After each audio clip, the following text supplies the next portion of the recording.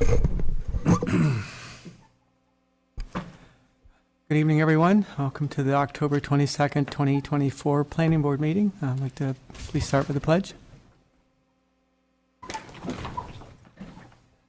Allegiance to the flag. United States of America, To the Republic, one nation, God, indivisible, with liberty and justice.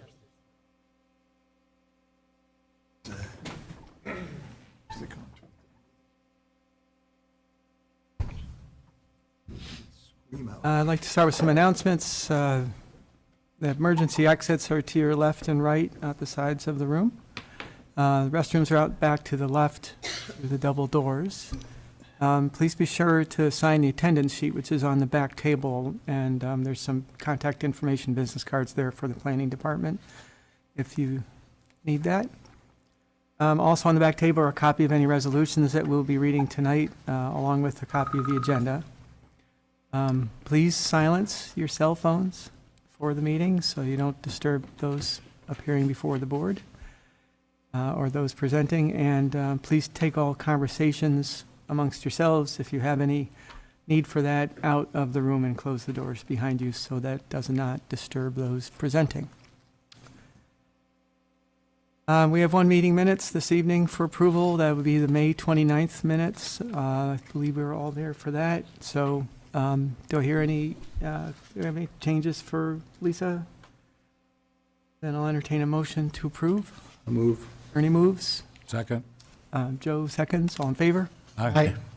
Carried 5-0. Any correspondence received, Lisa? No? Okay, so nothing here on the table. Board committee updates. Drew is here from the town board.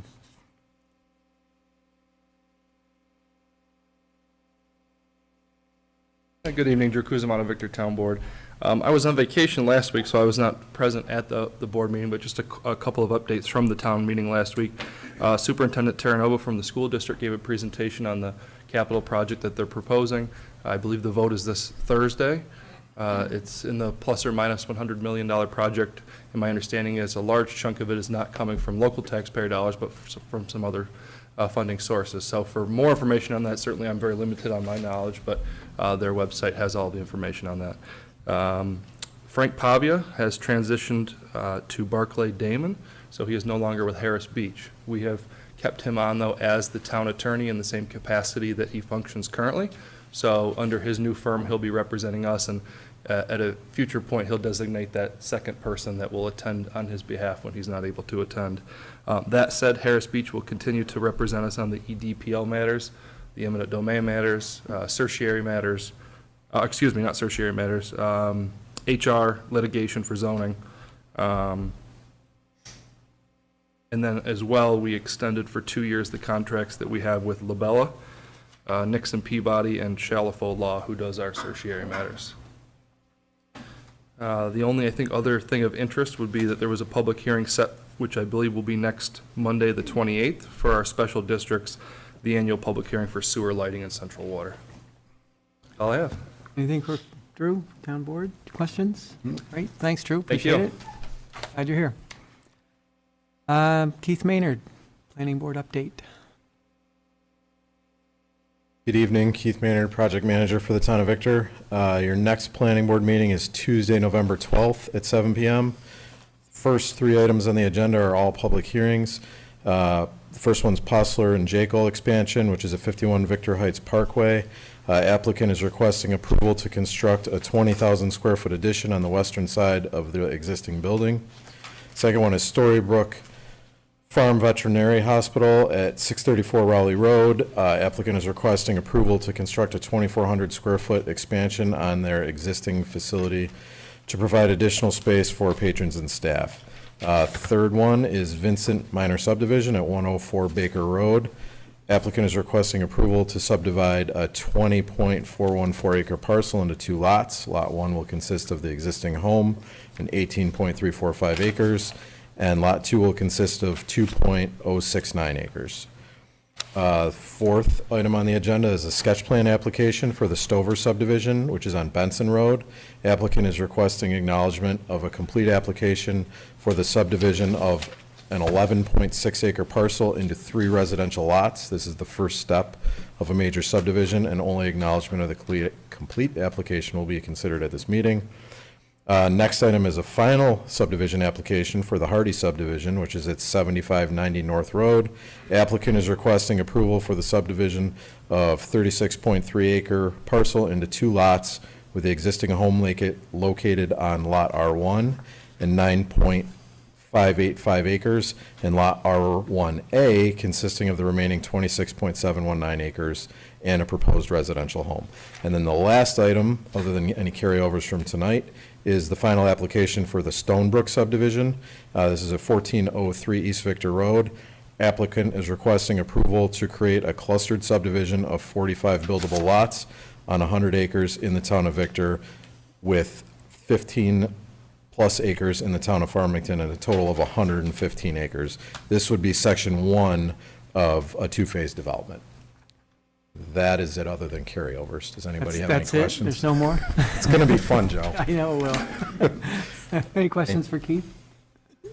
Thanks, Okay, Keith. thank you. Appreciate it. Okay, we have 5 items on the agenda this evening, 4 of which are open public hearings. I will announce a time for the public to come forward, and when I do that, you're certainly welcome to come up and address the board. We ask comments to be limited to 3 minutes, and we'll generally cut off at 5 unless there's, we need to afford some time for that. So with that in mind, the first item on the agenda this evening is Tamby Electric Building Addition, 614 Fisher's Run. The applicant's requesting approval to construct a 2,700 square foot building addition and to replace some existing fencing. Good evening, Mike. Hi. Excuse me. Link Sweet Rock with BME. Zach from Chrysantha is also here to help answer any questions that we have. We were actually just here not that long ago to do the parking and expansion on the south side of this building. And now, basically, we're looking to do a 2,700 square foot building addition off the back here. It's a lean-to addition. It's open air. It's to basically cover the existing yard where they have their materials. It's basically just to keep the materials, the employees, and the equipment out of the weather. So this is the building where it is now. There's a big retaining wall here. We're basically adding the structure to the retaining wall off the yard and closing this side, closing the east side, the north side on the other side. Next slide, you can see this. So this is just going to match the existing, and this is the new proposed. And then the this is where it is now. It's just open to that wall. It's hard to see a little bit on this, but this will be the new addition to the back, which will just basically get the equipment, the supplies, and the employees out of the weather before they collect what they need at the yards to load up the trucks and head out for the day. Oh, just be clear, you're covering over the area where the 2 garage doors are, correct? Or is No, it there's, behind that? no, it's behind it, see? Okay, all right, See, this is, it's Oh, the open to open the space. wall here now. okay. This will be here, this is being added on to that existing wall. Got it. This is sort of their yard area. So that's the 2,700 square foot. It's, you know, it's gonna be a new roof, basically. Okay. We're matching existing, it's just gonna be open end so that, it's just so that they can get out of the weather, basically. We needed a rear setback variance for this because the wall is within the setback now, and the ZBA granted the area variance at the last meeting. And so we're just basically looking for site plan approval to build that. You know, we're sort of calling it a lean-to structure just to cover the yard area that's there now. We've got comments from staff. We are going to sprinkler it. That was a comment that came up that we provided written responses that we're going to sprinkler it. We have some notes and things that Wes and Labella added or asked for, Kate and Labella asked for, that we'll add to the plans. And I think that's, you know, we're not disturbing anything that's already impervious in there, so. Okay. All right, open up to the board. Joe, you want to start with questions? I don't have, excuse me, I don't have any questions. I will defer to Wes, though, to make sure that Labella's comments have been addressed satisfactorily. Okay? Al? No questions. Ernie? No, I don't have anything either. It's pretty straightforward. Yeah, and Scott? Forward. All right. Looks like you've addressed it well, Link. I appreciate it. And I guess I'll let Wes have any comments if you've got questions still, or if everything's been addressed to your satisfaction. Labella did issue a letter dated October 17th. No significant concerns with this particular project, just a couple of minor comments. This project is a type 2 action under seeker, so no need for a determination of significance. A note on the lighting. Is there going to be any additional lighting on the addition? No, I think they're just, there might be some lighting inside the building, am I right about that? Just for lighting, Inside. inside, yeah. Yeah, nothing that will shed outside or, Nothing that's probably not there already, yeah, because they have lights there, I think, okay, already on the building, that's probably, yeah, so there's a couple of lights that are here now, that are just gonna remain, okay, that are lighting, sort of lighting that area in the front now, and then there'll be some additional lighting probably inside. Okay. Typically, when applicants propose additions to the buildings, we ask that the lighting be updated to be in compliance. Are those already in compliance with the town's lighting code? No? I would have to look into it, Okay, I think I would ask that you look at that. okay. And it's basically full cutoff down lighting for the outdoor lights in an area. I think that goes along with sort of LaBella's comment about depicting the lighting, so. Okay, all right.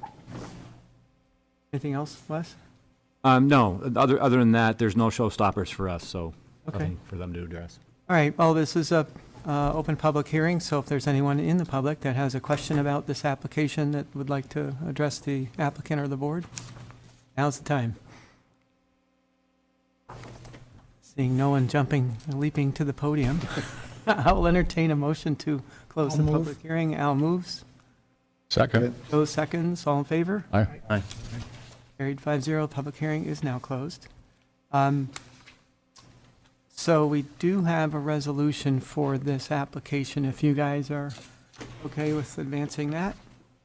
And I will introduce it. So, for the Tambi Electric parking expansion at 614 Fisher's Run, whereas the planning board made the following findings of fact, and there's 11 of them.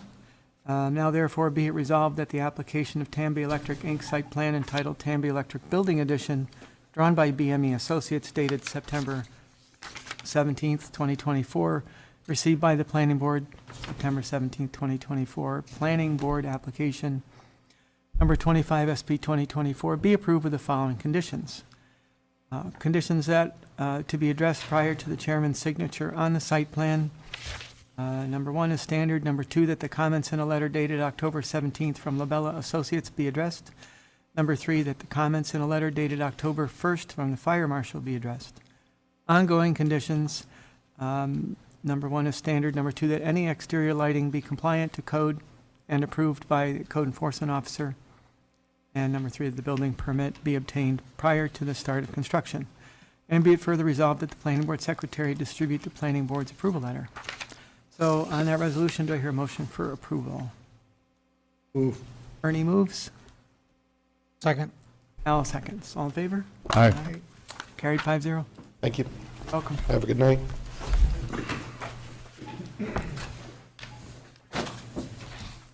Okay. The next one, Montalban retaining wall, is at Anton Rise.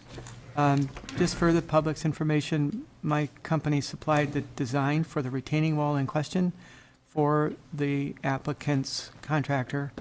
So I'm going to recuse myself from this discussion, just in the, Sorry, didn't mean to put you on the spot. no problem. That's not putting me on the side. I done that from time to time. So I will recuse myself, and Joe will take the meeting for this item. Okay.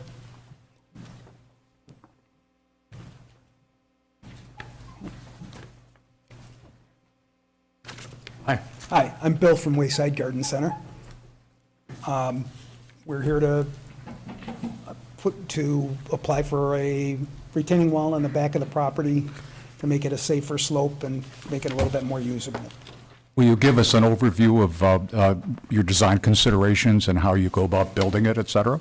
Okay, well, I did, so we designed it. Couple of things he really wanted, he actually wanted a detention pond Okay. for the rainwater off the gutters and everywhere else. There should be a laser pointer in front of you there as well. There you Oh, go. right there. That's where we started originally. Up in this corner, currently, it's about a one-on-one slope. So if nothing else, the retaining wall needs to be there just to stabilize the backyard.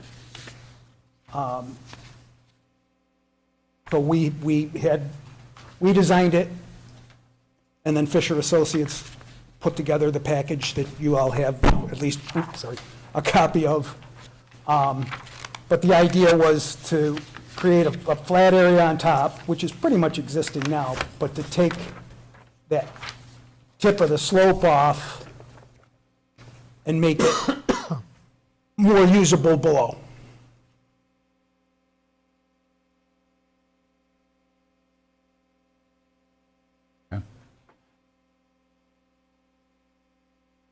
There was a question about how much earth is going to be removed and taken It's off going to be about site. 80 to 90 yards, which is soil that was actually brought in to backfill the property. So we're just taking it away again. Is it going back to Wayside, or where is it? It will probably go back to Wayside, yes. Okay. I did not see anything from the Town of Victor's landscape consultant, and I am curious about your choices of education and whether you looked at Natural Resources Manual for Victor. I did. I also went by what my customer wanted in his backyard. Okay. That's pretty much what ended up here, is the plants that he said he wanted. And it's a minimal planting, because again, it's a pretty steep slope, so it's a lot of, what we're doing is basically shot rock on the back of the hill to keep it stable. Sure. Ernie, do you have any questions? No, I don't. How about you, Scott? Just a couple, looking at the site plan, Bill, are there looks like boulders on the east side? Is that what you're using to, So the east side, yeah, we're using that, it's gonna be like an outcropping with some junipers kind of over it to take that steepness down right, because your wall's taking out the steepness on the back. north to south, but then you've got a blend on east to west as well. Correct. And so you're using, West is not really a problem. yeah, west steps down with the stairs, looks like. Well, that plus west is higher, Yep. the west property's higher. And so the area where the retaining wall pretty much creates somewhat of a vertical face, the area between that and the house, is that going to be like patio, or what is that? Lawn, like just a lawn terrace. Okay. I think there's a little patio right there, just 6 by 6, 8 by 8, something like that. And because of the step down, I guess I would say, is there like railings or something We are proposed? putting a railing on top. Those are my questions. Thank you. Al? No, just ensure that Wes is comfortable from an engineering perspective, that, everything will be stable based on the design. Then I think we should ask Wes. Thanks. We issued a letter just today. I know you received it, or we sent it to you today. I'm not sure Yep. if you received it. First, we just wanted to bring up that the site plan drawing itself, I think you have a nice drawing on Wayside, kind of a title block. It's a very nice drawing. So the town's design and construction standards does require that site plan applications, or the site plan drawing, actually be stamped and sealed by a New York State licensed PE or a surveyor.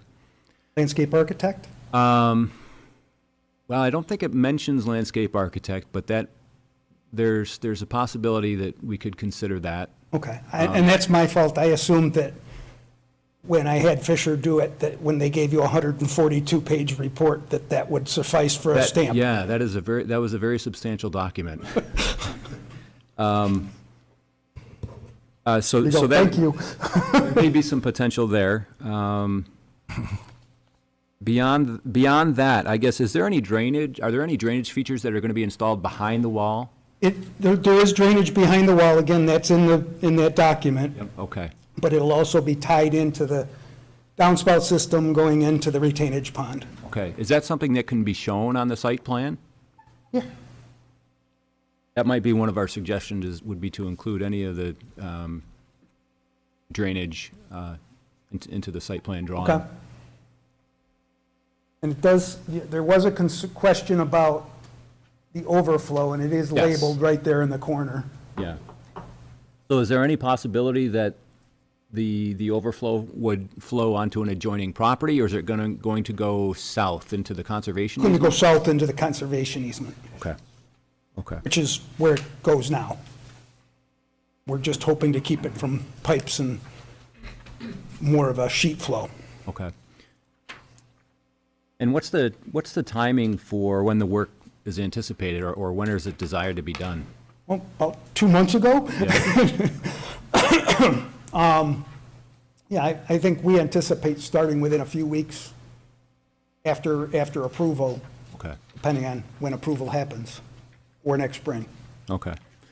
I guess my recommendation to the board might be to hold off until we get an updated drawing that has a licensed professional seal and signature on it. And also that would give us the ability to finalize our review of the calculations, the design computations that Fisher submitted with the application.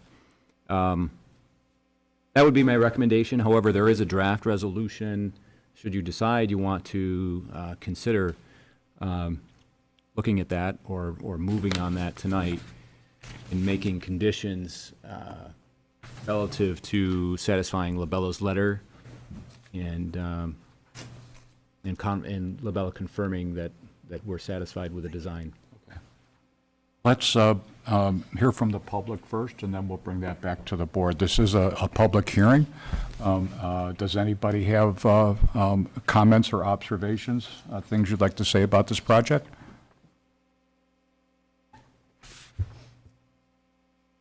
Okay, I'll entertain a motion then to close the move. public hearing. Al moves. I'll second. Scott seconds. All in favor? Aye. Aye. So, to Wes's point, my opinion is that, I guess a condition of an approved or signed site plan would be appropriate to move forward tonight. However, you mentioned final calculations, and I think that's probably important with a wall of this size. So I'm thinking that we might be wise to hold off, but I open it up to the rest of you all to see. I could go either way. I could go either way. My sense is, make it a condition and not bring them back for another meeting. That's my. Ernie, how about you? I feel the same way. Okay. Al? Same. All right, so then, would you be willing to write that condition real quick for us? Sure. You want to do it on the fly while I'm reading this? Yeah, I'll try. Okay. So we've got a resolution here for the Mucklebond retaining wall, dated today's date, 6733 Anton Rise, application 26-SP-2024. Whereas the planning board made the following findings of fact. The first, the site plan application was received on 9/9/24 from Wayside Garden Center for Edward Mucklebond, the applicant, by the secretary of the planning board for a site plan entitled Mucklebond retaining wall for the property located at 6733 Anton Rise, Victor, New York. Second, it's the intent of the applicant to construct a retaining wall across the property to create a terrace for a safer slope. The exposed face of the retaining wall would range from 5 feet to 8.5 feet tall. Number 3 is standard. Number 4, the planning board held a public hearing on October 22nd, 24, which the public was permitted to speak. Number 5, the action is classified as an unlisted action pursuant to the New York State Environmental Quality Review Act regulations. And the applicant provided Part 1 of the short environmental assessment form. 6, the Town of Victor Code Enforcement Officer reviewed the site plan in a letter dated October 9th, 2024, and provided comments. And 7, Labella Associates reviewed the site plan and provided comments in a letter dated October 22nd, 2024.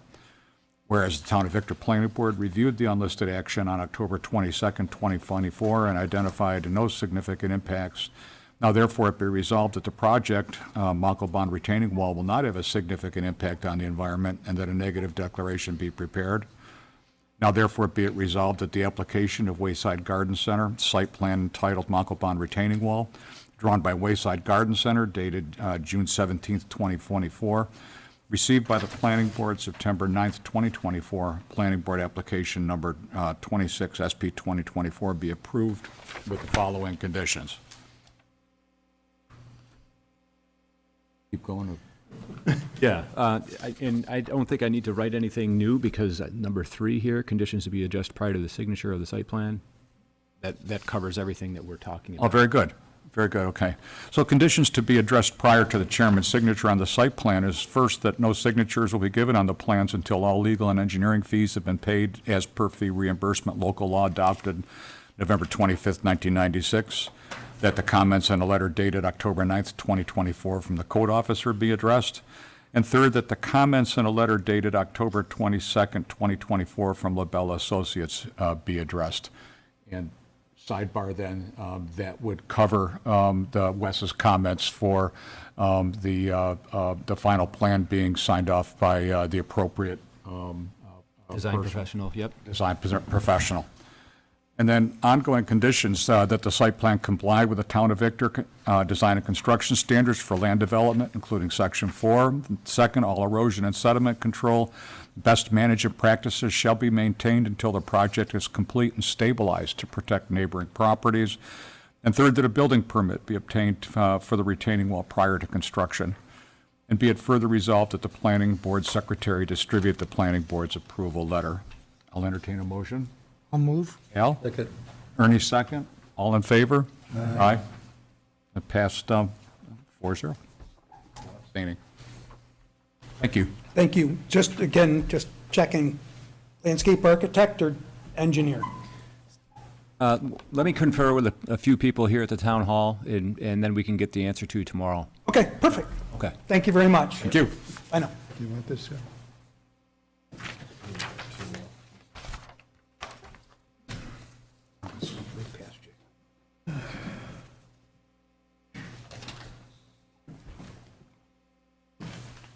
You didn't even have to change the person's name. Thanks, Joe. You're welcome. Okay, moving right along. Item number 3 is a preliminary/final application for the Smith subdivision, 421 County Route 9. Owner is Kelly Smith. Applicants requesting approval to subdivide a second parcel from the existing parcel at 421 County Route 9. Lot 1 is proposing a lot line adjustment for a total of 1.5 acres. Lot 2 will consist of an existing home with driveway access to County Route 9 on 2.068 acres. Lot 3 will consist of 0.92 acres with the access onto County Route 9. This is the second step of a major subdivision. The applicant is not here.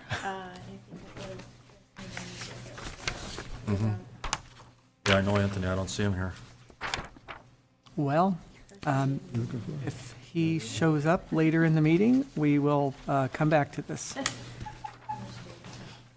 Unless Jerry wants to jump in. Jerry's good at that. So we will move on to item number 4, which is the Nikoloff subdivision on Blasey Road. Owners Keith Nikoloff, applicants requesting approval to develop 42.4 acres into 8 lots with driveways coming off of Blasey Road. Good evening. Good evening, planning board members, town officials, and citizens of Victor. I'm John Hotto of Land Tech Surveying and Engineering, located at 1105 Ridgeway Avenue, Rochester, representing Mr. Keith Nikoloff, owner of the land and the project that we are proposing.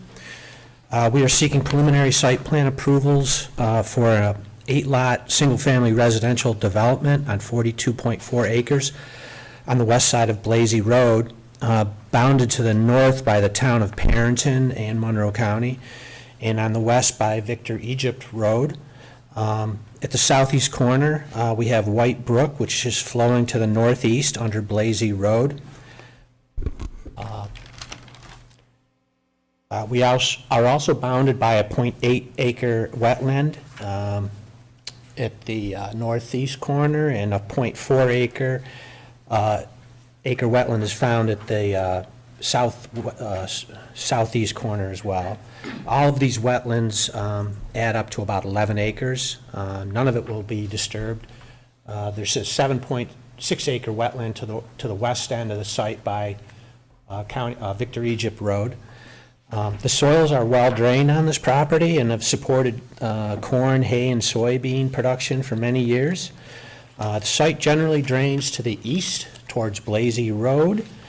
It's primarily flat slopes. There's a little bit of steepness towards the west end, ironically with the wetlands there, but it all eventually drains to the east. Some of it goes to the northeast corner, and most of it goes to the southeast corner. And there's a stream that cuts through the middle of the site going east-west, and that intercepts quite a bit of drainage as well. That creek is very interesting. It is surrounded by woodlands, and it is connected to the wetlands at the west end of the site. And we are preserving in its entirety almost the stream, obviously, and the wetlands and the woods that are surrounding that. And it's an essential part of the ambience and the character of the site. The proposed lots, there's 4 on the north side of the stream, and there's 4 on the south side of the stream. And it's kind of a unique situation because the woodlands and the stream kind of separate the two sections of the property. The 4 lots to the north and 4 to the south, so it's like each is like a little community neighborhood separated by woodlands. So our goal is to preserve that. So the lots we're proposing, there's a variety of them. They vary from 2.6 acres to lot number 8 at the west end of the site, which is about 16 acres. Working closely with the Monroe County Water Authority, we just found out that there's going to be another project across the street, across Blasey Road. And as a part of that project, they're going to extend an 8-inch water main from Monroe County south across along the east side of Blasey Road, about the midpoint of our project site, and it'll be terminated with a hydrant. So the north 4 lots will be served with laterals from that new water main extension. We don't have all the details on it yet, but conceptually, schematically, we plan on connecting the 4 northern lots to that. The 4 southern lots will be served by our extension of an 8-inch water main to the north from along Blasey Road. And that will terminate basically at that southerly right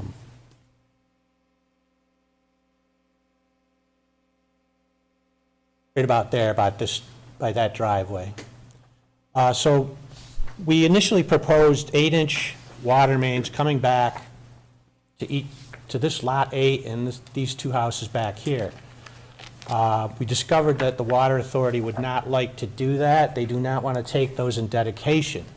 They suggested that we do laterals from the new extension here and the new extension there. So that's what we're working on right now, when we get more information from the Water Authority.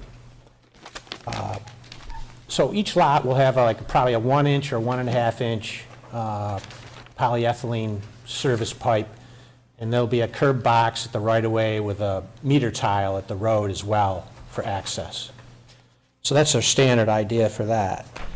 The stormwater management plan is based on the use of an accepted method of soil infiltration. So each lot will have its own small infiltration basin that will receive the drainage from the hard surfaces of each lot, including the driveways, the roofs, and these access roads as well, the common driveways. So the existing site is divided into 3 basic drainage areas. There's a drainage area here to the north that drains to the northeast into this wetland roughly. A lot of this wetland water is received from this property over here. Regardless, what we're proposing to do is to take this existing drainage area, and we're capturing all that water that would normally go to the wetlands here, and we're going to distribute to the 4 infiltration basins proposed for each one of these lots. So we're taking a quite large area, probably around 6 acres roughly, and diverting it to the south for infiltration into the soil. So effectively reducing the runoff that's going to Blasey Road in this general vicinity. These lots will also have infiltration basins. Same concept, hard surfaces and driveways, and in the entrance common driveway will go to infiltration basins, infiltrate into the soil. The remaining lands that are undisturbed will maintain their existing drainage patterns unobstructed and go, primarily they go down to this corner to White Brook. And there's quite a large area here, and we're not modifying it. It basically drains out this way. All of this information has been included in the stormwater management pollution control plan that we submitted to Labella Associates. So that's where we're at with drainage and grading. We are in coordination with the Conservation Board, which we met with a few weeks ago. We are proposing, I think there was another plan somewhere, I think I set to Mr. Wes Petty, that shows our open space proposal, which consists of about 21 acres of land in an easement that incorporates the woods, the stream with the buffer, and the wetlands back here, including a 100-foot buffer. John, if you want to wait a second, it was too late for me to get it on the slideshow, but Wes can have Susie pull it up in a second. Oh, okay. The one that you sent Appreciate- over, this one, right? Yes, yeah. They all have it, but Oh, okay. So on that plan, it's the yellow, it's the orange outline that represents the open space that Mr. Nikoloff is willing to provide for the project. In fact, we're required to have about 21 acres, and we are providing it, I think about 22 actually. And it will preserve that special woodlands and stream buffer and wetlands. So it's a nice, Sorry, John, we're conferring here about getting Wes's laptop Okay. connected with the screen. It's not working as it normally does. Let me try. Apparently caught the comment, though, so. Hold on a second, PC screen only.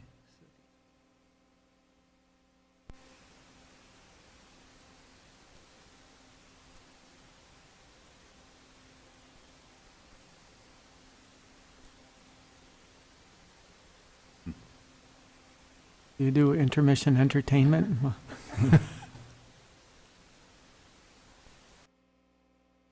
Oh, my goodness. How'd you do that? Can you make that? okay. Well, thanks for doing that, I appreciate it. Okay. So, without too much jittering here, this orange line along our boundary here, up there, around there, down through here, good, yep. All that forest and wetlands and stream and buffer will be in the open space area. It consists of 22 acres, and we're required per code to have about 21 acres. It's supposed to be 50% of the property is to be dedicated in open space. So, as part of the construction of the project, as outlined in the SWIP plan that we submitted to Labella, you know, the project will have ongoing implementation of erosion and sediment control with silt fences, check dams, continual seeding and straw mulching, stabilized construction entrance, protection of the original infiltration basin soils, you know, on-site stormwater management, erosion control. So that'll be an ongoing process for each house lot. We did receive comments from town officials over the past 3 weeks or so, including Labella Associates. And we did submit a review response letter to Mr. Petty and Ms. Boughton And I hope you guys had a chance to look at that. I wasn't sure if you did or not. I just got it out today. But anyways, we didn't have any real problems with any of it. In fact, I think we concur with almost 99.9% of the review comments. We don't have any problem with it. We do have to get together with the fire marshal to see where the best place for fire hydrants would be based on the changes dictated by the Water Authority. And there was some other stuff about the width of the construction of the common driveways. We showed originally 20 feet wide, and I think we proposed in our review response letter, we would go with a 22 wide, 60-foot wide right-of-way common driveway with, the asphalt section and everything seems good. It does include concrete gutters, which I'm not crazy about. I think it would detract from the overall setting of the project. I think it's the hardscaping is a little bit much for me. I'd rather have like a simple country driveway going to some nice houses, but that's just me. So we're good with most of those comments. Was there any questions that the board had? Wes, do you want to address some of your comments? Yeah. And we can go to the board? Yep. To do that? Yeah, let's do that. So a number of comments in our October 22nd letter. The first and foremost comment I think we need to have the planning board discuss or deliberate on is the lot frontage and the clustering provisions of the town subdivision regulation. So as presented, there are a few lots that are on the subdivision plan that don't meet the minimum lot frontage requirement of 100 feet for this particular zoning district. And it's my understanding that it's likely the applicant is proposing a clustered subdivision as part of, for this reason, to allow for common driveways, and then to allow for a flag lot type scenario where the lots have 20 feet of road frontage. So I've called out which lots don't have the 100 feet of frontage. So of the objectives noted in the town code, one is to provide an alternative method of development that could occur on a particular parcel of land to be developed on a portion of said parcel. So presumably the applicant is requesting a clustered subdivision to preserve the areas as are indicated in the green shading on the screen there. My suggestion to the planning board would be to ask the applicant to provide an alternate plan that illustrates how the property would be developed without the benefit of the clustering provisions. So that would mean a conventional subdivision plan that shows how the lots would be arranged that would contain the 100 feet of lot frontage, because that's going to help identify the number of lots, the density that the lot can accommodate. So my understanding is that the maximum number of lots or dwelling units would not exceed the number which could be permitted in the planning board's judgment if the land were subdivided into lots conforming to the minimum lot size and density requirements. So it's almost like a conceptual, you need a concept plan. This is probably something we could have covered over the sketch plan review phase, but I think before you get into the later design stages of the preliminary plans, we should ask for that.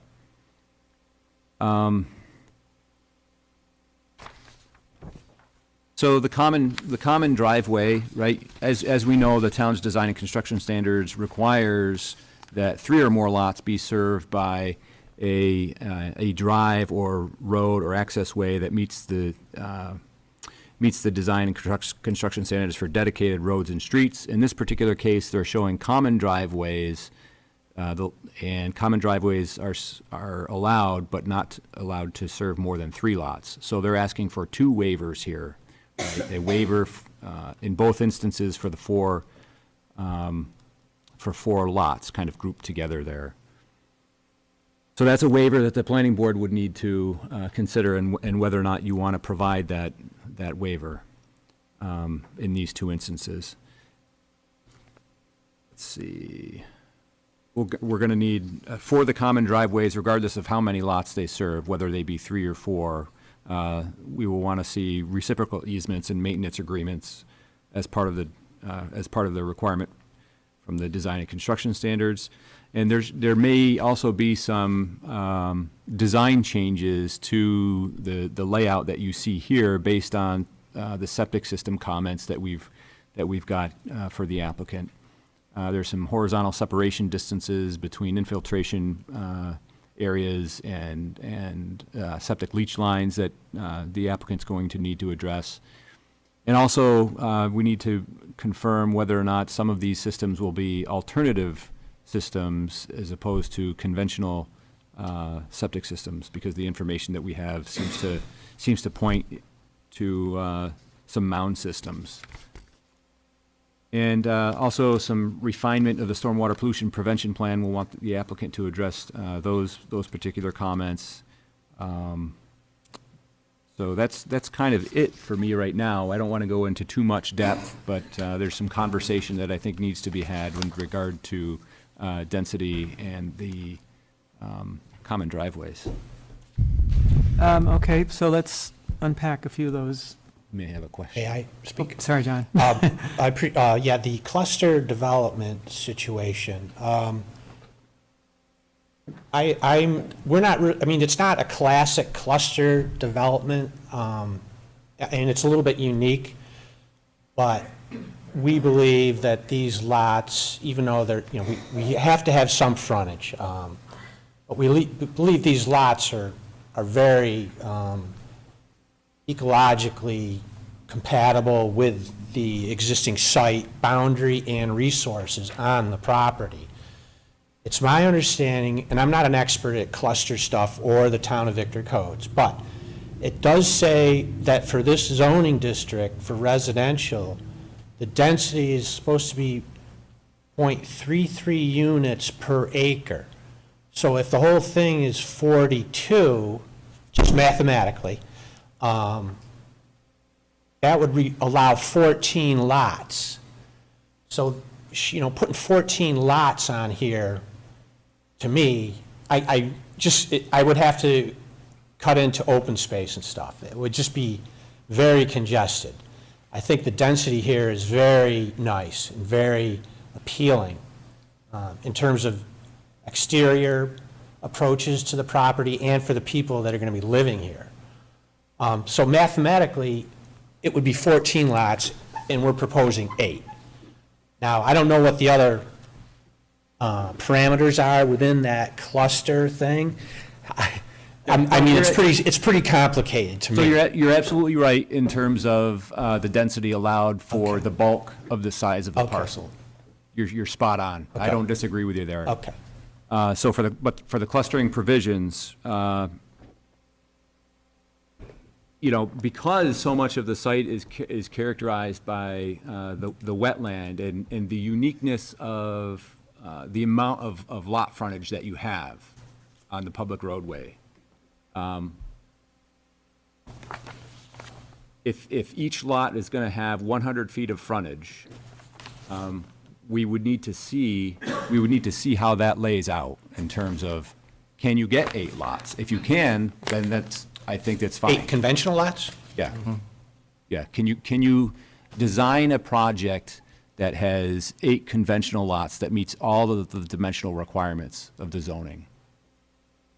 So I don't disagree with you. I'm gonna say with regard no. to the density. I only have so much frontage here. Right. Divide that frontage by 100, I don't know if I can get 8 lots on that. Right. So that's kind of where the scenario comes in terms of Okay. clustering. How does it direct this scheme? I mean, what does it mean? Is it just a legal thing or what? I mean, what is it? Well, it's how the regulations are written in terms of guidelines for. Just a documentation procedure, basically? I think Matt? it's a justification procedure. Yeah. For this layout, is what you're saying? For Yeah. any clustered subdivision. Yeah. Could you make a layout that has 100-foot frontages for each of those parcels? I see 994 feet along the Blazy Road, and I also see 623 feet along County Route 9. I don't know if that counts for lot number 8. It's lot frontage, yeah. So you've got frontage for lot 8, because that is not technically fronting on Blazy except for a 20-foot strip between the 3 lots on the northern section and the 4 proposed lots on the southerly section. I'm trying to help John out a little bit in terms of discerning how you would go about laying out 8 lots on this parcel with 100-foot widths. Personally, I have a hard time with making spaghetti out of some of these things just to meet a goal. You know, like Lot 8, for instance, has a frontage on 9. You really need that 20-foot strip going to Blazy, so you have 2 frontages. You can have an easement for the driveway if it's a shared driveway. And now you're asking for 2 variances for this application, not 1, in terms of the number of homes served by a private road or private driveway. As opposed to, generally speaking, you ask for a variance for an application for the same element. We're asking, it looks like he's asking for 2. So that's a thread to discuss as well. Those are my thoughts initially as we're going through this, but Al, do you have any questions? Do you want to? No, I mean, other than Thoughts? just, again, I think it's a good ask to say what would a conventional layout look like. Yep. Let us evaluate that versus the proposed. Okay. But a conventional layout, for example, could, for just the purpose it's intended to be, it could show, for example, that a small dedicated road there on the southern portion with a cul-de-sac to be dedicated to the town of Victor, whether it's financially feasible or not, doesn't really matter. He just needs to show that this is a viable design that would generate a certain amount of lots that's compatible with the amount of lots that's being asked for here. And again, Lot 8 doesn't necessarily need to be 14 acres that takes up all the frontage Right, so County Road 9. it's somewhat of a, I'll call it a fantasy design of sorts, in that you just need to come up with something that's compliant, whether it's economical. That's really not what we're looking for. We're looking for you to justify the count. Any other thoughts on that? I mean, No. okay. Ernie, any comments? It looks to me like you could probably have squeezed another lot or 2 out of this, and he hasn't done it, which is, I think, a good thing. Okay, I just want to make sure everybody hears that, because you're not as Hear me? close to the mic.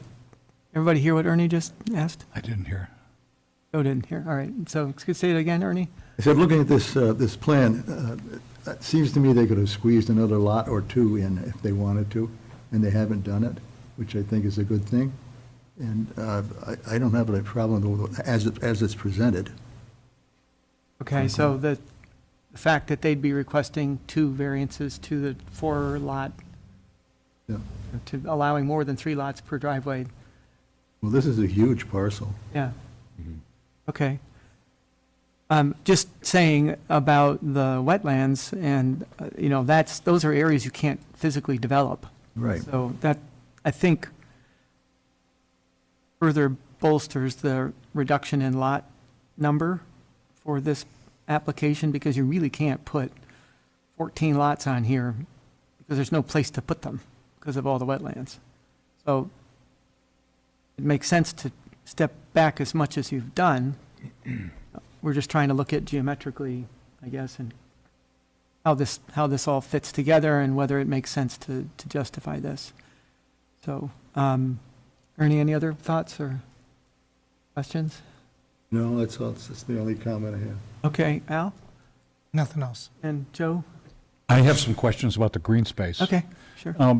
On Lot 8, there is a portion of the wetland that's not included in the green space. And I'm kind of curious why the majority of the wetland is protected, if you will, and that little gap is not.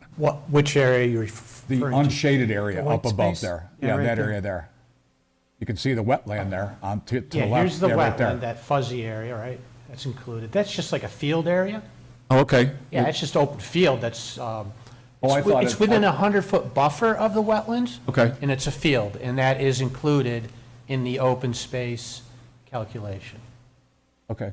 And tell me, how are you going to protect that? Is that going to be a no-touch conservation easement, or where are we going with that? Good question. We worked with the Conservation Board a few weeks ago, and they would like a site-specific conservation open space easement where there will be no, there'll be no major disturbance or management of that land.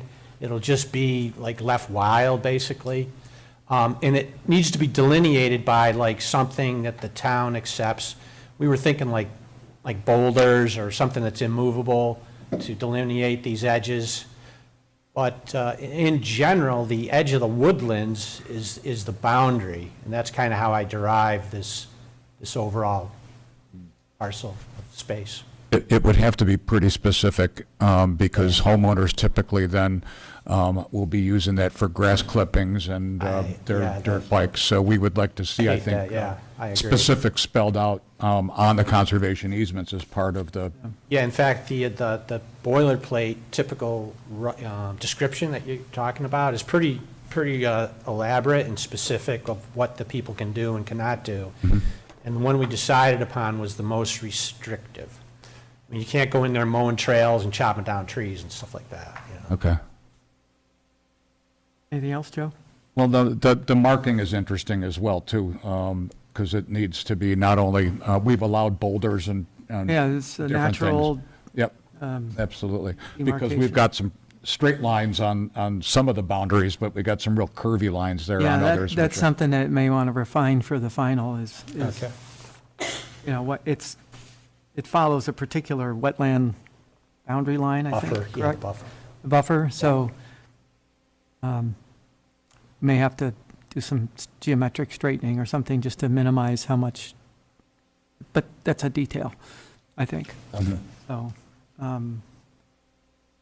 so am I hearing from the board at least that the thought about the clustering, if you will, that they're proposing, that he's proposing is you're okay with that as long as we have a variance for each of those 4 lots? I'm back to Wes's recommendation that says, Yeah. let's see a concept drawing of what a Okay. traditional 8-lot.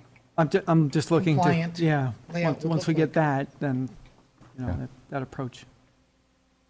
I'm with him. But again, Minimal, yeah. you could use the frontage on County Road 9 to get some of the frontage, even if it still accessed from, the other road, Okay, but it would just mean, different lot lines. yep.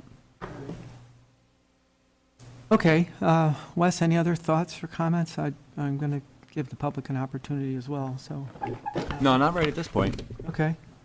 All right, it's a public hearing. I know we have at least one person who would like to speak, so I'll open up the floor and name and address. Yes, my name is Deborah Eilick. This is my husband, Peter. We live at 320 Daly Road in Fairport. So I will use this to start. What I really want to address specifically is the drainage and the flooding. And I'll show you, how does this work? Should be a side button. Just push that little button. With this button right here? Yep. Okay. Is this, Yeah, that's go it. this way or this? No, other way.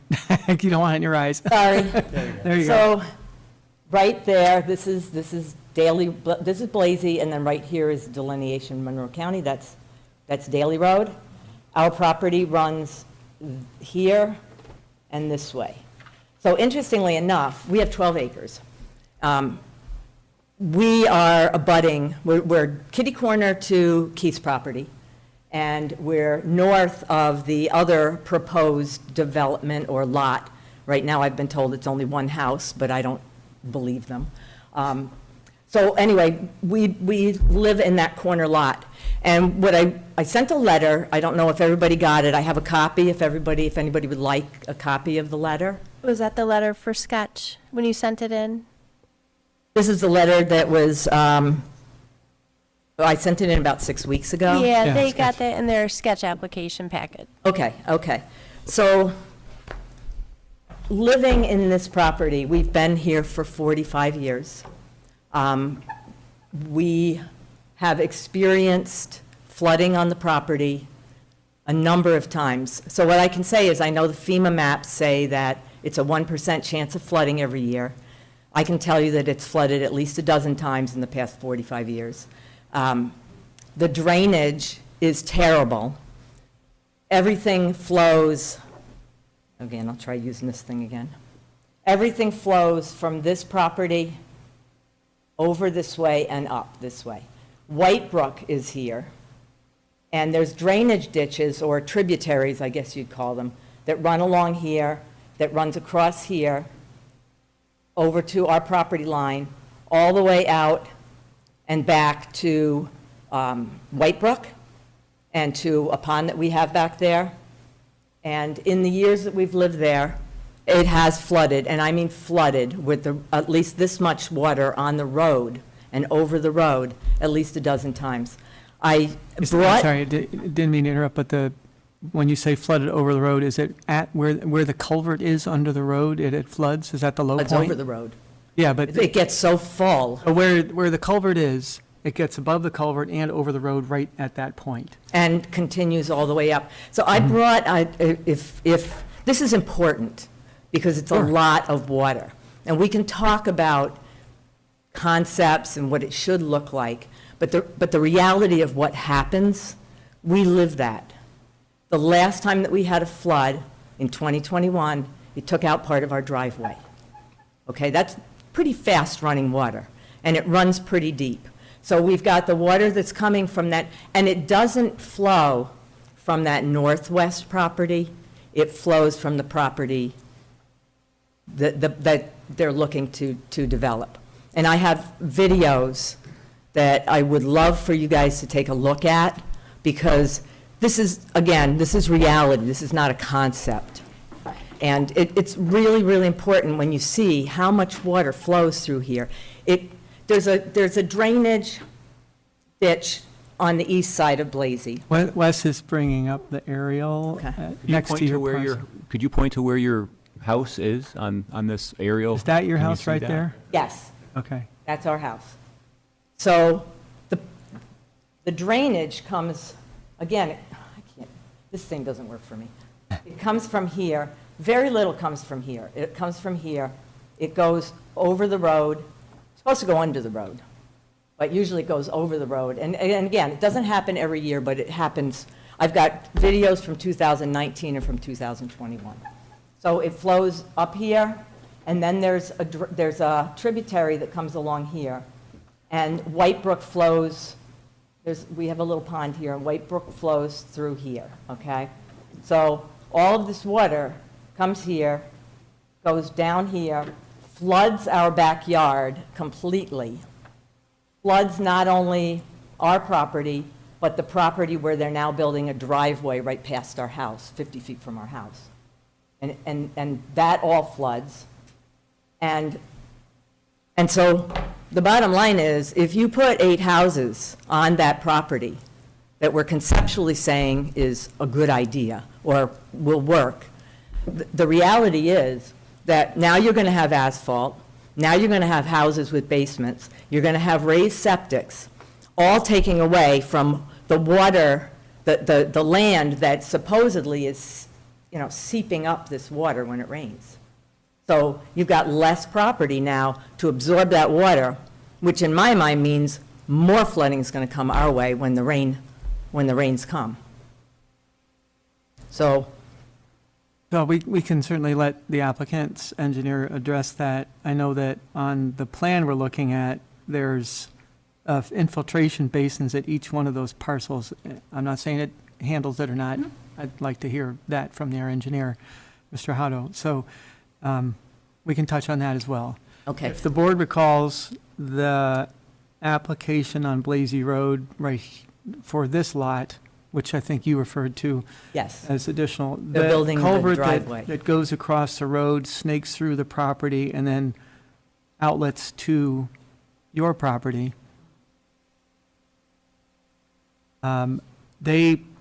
With this field drive, we had a pretty extensive conversation about capacity of that culvert. They added an overflow culvert for that, but they weren't responsible for the culvert under the road.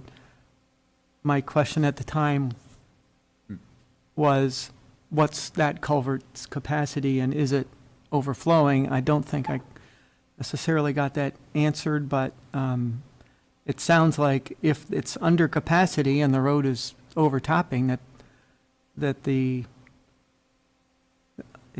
does the town own Blazy Road? Yes. Yeah, okay, so then the town would have to look at enlarging that to keep it from continuing to flood. We've had the town out multiple times over the years. Town of Victor? We've had the town supervisor out, we've had the engineers out.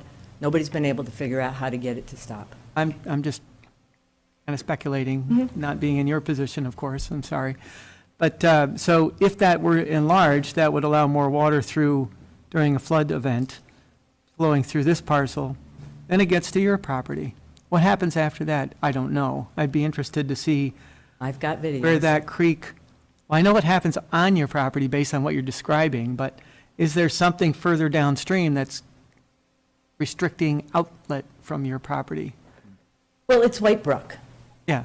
so, I mean, Is there a culvert that's constricting further downstream that backs up into your property when the flood is, you see what I'm going with this? I can tell you that the people that are building that driveway right there Uh-huh.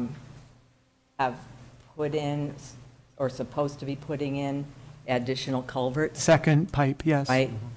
But the problem is that the culverts end at our road, at our property. Right, just makes the Right. water flow faster to your property. Well, what it does is it allows it, if it can, how do I put this? If there's a constriction at their driveway, it's backing up water, allowing for more storage before it gets to your property. It may exit the culverts at a higher velocity, like Al is implying. Right. Yeah. Right. Keith is Not that I'm describing aware of. what, I think where I was going with this, that the, Because White Brook flows. Behind the, so is White Brook always lower and it's? behind the pond here, where White Brook goes through there, that flows. Okay. We don't run into those issues when we get down here. It's this. Would you like to look at the videos? I can't do that right now. That's okay, I can send them to, I would say a few still photos we could start with and take a look and see, what's a typical view of from, I think we kind of understand how the water's flowing. It's just a matter of how deep is it getting and how often does it happen. It sounds like, to me, it's happened fairly regularly over the last 40 years. 45 years. Yeah. So, Wes is Are those bringing up- videos that you This is the culvert, right, underneath Blazy? Is No, that- this is downstream. Oh, in Monroe County, on White Brook, okay. Oh, there you go. So here's the culvert. Which way are we looking, Wes? We I'm going to looking, reset my Hilton compass. thank you. All right, so we were looking, I was looking downstream at whatever this road is here. Let me see if I can get the roads on there. Is that Wilkinson? Wilkinson Road. Yep. That's right. Yep. So here we are. all right, so that's the next obstruction on White Brook, downstream from the house. Is that true, Wilkinson. Wilkinson? Yes. Yeah. Yes, there's a culvert there. I've never seen that flood.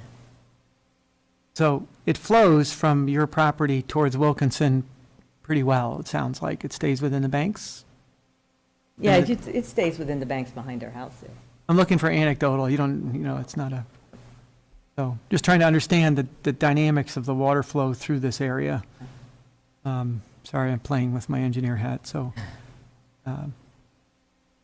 And to see if anything would affect it any worse between this property and yours, which actually goes through the parcel we already looked at.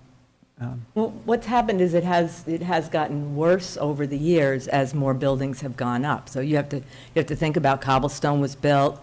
So this comes from cobblestone across? I mean, everything drains with, Right, okay, so the golf course has got all the ponds and everything, and it comes out of there. Okay. Thank you, Keith. That's our parcel. All right. Okay, well, your concern is noted. I gave you, out of necessity, more time to speak with the I board. appreciate that. I had a feeling it would take a little bit more time. Like I said, I try to use discretion when we go through these things, if it's not a 100% crowd or something wanting to speak. Would you like me to send the pictures, the still photos to Lisa? I think so, yeah. Okay, Sure. I'll start with You're that if certainly somebody wants to welcome see a video. Contribute whatever goes with a memo or a request, All right, so we're glad to see that. thank you, I appreciate your time. Okay, thank you. John, do you want to address anything? Oh, sorry, Dave. I'll let John address her questions. Yep, sorry. Well, as I mentioned previously, and as indicated in the SWIP plan, we are actually diverting runoff from our property further south into the infiltration basins, which is probably the best way to handle stormwater runoff, because you're literally reducing the amount of water that's leaving the site. And we can basically match or be less than the existing runoff from the site. During a peak event, correct? Correct. Yeah, okay. I mean, I agree with maybe with you about that, maybe that culvert under the road is blocked or needs to be improved. I've never witnessed any flooding there. I don't live in that area. But I do know, based on the most available mapping, the southeast corner of our site is in a flood zone, and the northeast corner is also in a flood zone, and that flood zone kind of parallels White Brook. So where we're literally developing is not in a floodplain. Just those two corners are the wetlands, and it does go downstream. I believe we submitted some of that mapping to the town engineer at one point. So I think, you know, our project is not contributing any more to that flooding. It's got to be some kind of obstruction, like you mentioned, either in White Brook or the culvert under the road, which is outside our property. As I recall, seeing this project some months ago, there's an easement that you have for a part of your driveway? Concrete slab, but you have an easement for that. Right, when the water comes through, does it cover that? Yes. So Ernie, I want to make sure they're on the record, so if you, when you answer, just come on up to the microphone, you can stand next to John and answer Ernie's questions that way, if it's on the, Well, I can. either way, sure. So our house was built in 1795 originally, and it's been worked on since then. But when the water comes up, it basically comes all the way to the concrete drive, or concrete, it's a sidewalk, okay? The driveway is asphalt. And it flows all the way up from, I can't, at least 50, 100 feet into the backyard, and all the way up till White Brook comes around, and then goes, and then heads north. So when it floods like that, which is probably, I would say every 3 to 6 years, yes, it comes pretty close. We have 2 sump pumps in our house because it's too much water. Thank you. Sorry, John. Go ahead. I had been out there, and that one view of the culvert where the existing farm road goes into the easterly property. There was just a few minutes ago, there was a nice close-up. There you An go. aerial view or this? Yeah, that street perspective. So right there past that sign is like a pond in the roadside swale. Zoom in. Yep. There you go, right there. Right there, yeah, right there. There's fish in there. There's fish in that pond. I call it a pond because that's what it is. But this culvert, were they proposing to enlarge that for this project? No, This hasn't been changed? it has not. But they're doing another one back here somewhere? They're putting an overflow, this is the driveway that we just reviewed, right? And so, yeah, they're putting in another culvert back in. as an overflow back in there, probably 30 or 40 feet away. It's at the low spot in that driveway? Well, I did notice, just from, being on the site, that these swales, roadside swales, are not that great. I mean, they're clogged with vegetation, but the west side doesn't even have a swale. So, maybe the roadside improvements would help, or that culvert that goes from our stream across Blazy Road, if you could twirl your, zoom in a little bit. There's a culvert like right there, it comes out of the woods. It's about a 24-inch pipe, it's a corrugated metal, almost, yeah. That's right. Is it in this area? Be there and there.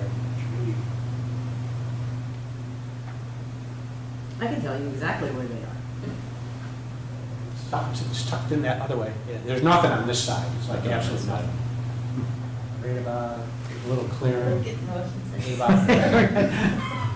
Anyways, I don't see what we can do. I mean, it's a town culvert. Maybe it should be checked or cleaned out or something like that. It would probably help.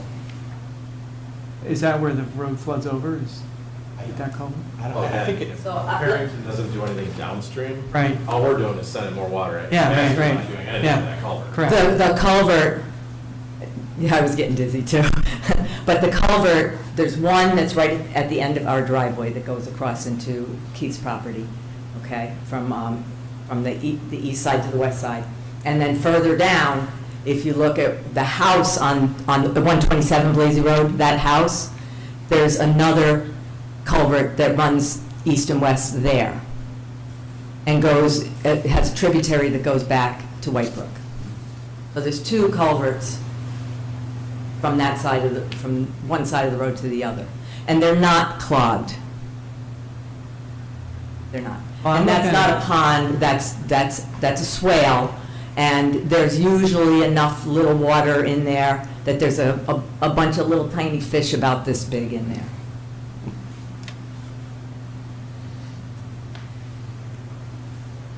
Do you have a barn with a white roof by any chance? Yes. Okay, that's in the flood zone. I'm looking at the FEMA flood maps, and it's zone AE, which has, It's never flooded. it's classified as a flood zone on On the FEMA map? the FEMA map, yeah. The barn, not your house. Your house is just above it.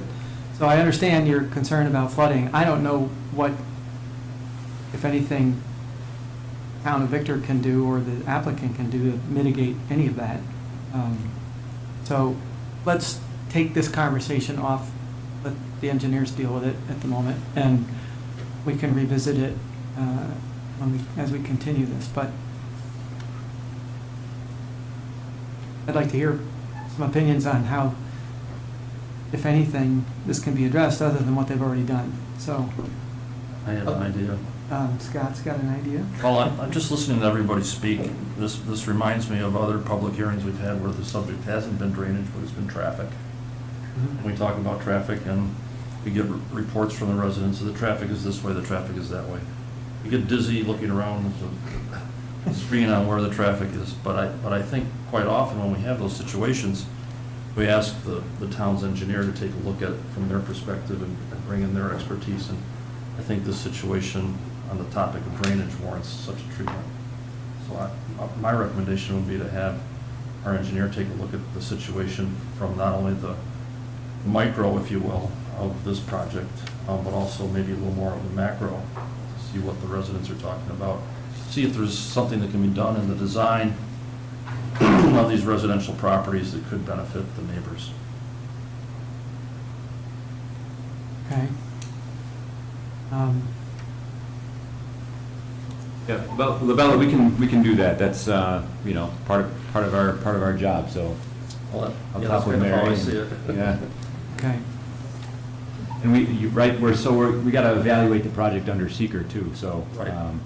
There's more conversation to be had for Right. the environmental impacts of the project. May I make one more comment? If you come up to the microphone. I will. Just my last comment is, somebody mentioned something about the town of Parrington doing something.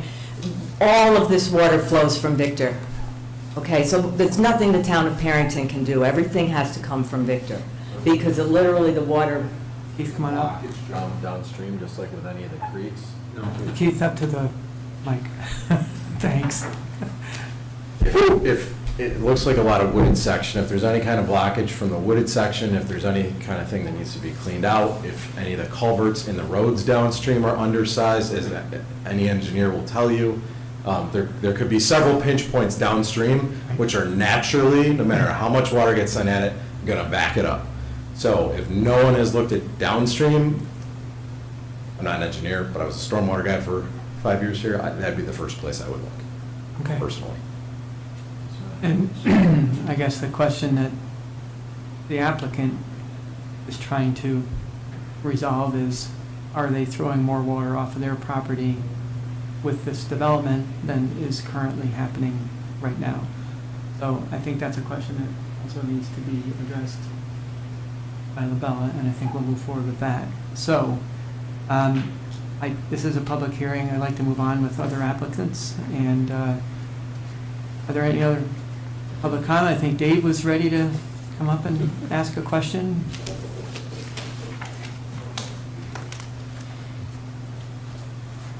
Good evening, David Wright, 33 Ketchum Street, here representing Victor Hiking Trails. So if you, give it the pointer. If you look at County Road 9, and that's Falcon's Nest, Falcon Point. Yep. The town has a trail easement along the back of these properties here that comes out to County Road 9. We haven't developed that because it doesn't go anywhere. But the thought is, depending on how bad these wetlands are, perhaps we could have a trail that runs along the property line and then down here, and then talk to either these people or somewhere along there, or as a last result, go out to Blasey Road and eventually get down to Mary Frances Bluebird Haven. And then across from Mary Frances Bluebird Haven is Monkey Run, that's also town trails. So that could be, potentially, could be a nice loop trail for all of the residents that live in that area, and there are quite a few residents that live in that area. So that would be something that I would like to talk to the engineers about and the property owner to see, are there trails already in there somewhere, or would it be feasible to have a trail through there? We have probably 33 years of experience of building trails through wetlands, primarily boardwalk, but we've done other things too. And so that's just something I'd like to explore. Okay, I would encourage you to direct contact with the applicant for that, Dave. Okay. So, we'll hear from you again, I'm sure, about the results of those conversations, and you probably would be doing a site walk, perhaps looking at it as well in conjunction with that conversation. So, That's what I'm hoping for. okay. Thank you. All right, thanks, Dave. Any other one interested in public comment? Okay. I think we'll leave the public hearing open for this one for now, so we can continue that conversation. And is there anything else from us that the applicant needs, or Wes, where we should be going next with this? So we did get an updated comment letter from John Hutto this afternoon, and what we will want to see are some updated plans as well prior to finishing off the State Environmental Quality Review Act, review the process there, and before we take action on the preliminary subdivision plans. So, Okay. Yeah, we'll just need to see some updated plans, updated SWIP as well. Mhm. So, and then in the meantime, I'll be talking with our stormwater people and following up with Keith in terms of the conversation we had today about White Brook and Okay. the water. John, is there anything else you need from us for right now? No, thank you. I'm all set. Okay, Thank you very much. all right, thank you.